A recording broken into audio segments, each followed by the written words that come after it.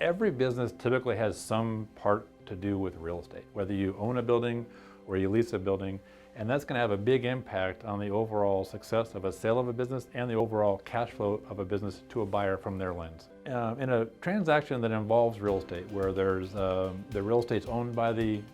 seller and not leased, but it's owned by the seller, there's going to be a couple different scenarios that can play out. Either the seller is going to sell the real estate to the buyer, going to keep the real estate and lease it to the buyer, or maybe the buyer might buy the business and then relocate it out. Either way, there's going to be different impacts on the value of the business based on those different scenarios. And some of the issues we have seen in the past is if the owner of the business is not charging themselves the proper market rate in rent, that can cause issues. Once we normalize it and do charge the proper rate, that can make the cash flow go down or up, but it can have an impact on the overall value of the business. In a business transaction where there's real estate involved, there's really some strategy that comes into play, and the seller really should be proactive in figuring out what is the best strategy moving forward with that piece of real estate. It could be a positive thing for the business, or it could be a negative, depending on the scenario, and it's really going to take some deep diving to understand where the intricacies are. When we work with a business owner that has real estate involved, we'll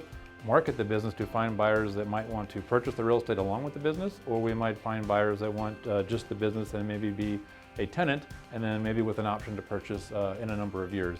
But we'll field those buyers and work with all of them to find out the best scenario for the seller. If a business is being sold and the building is owned by a third party, so there's a landlord involved,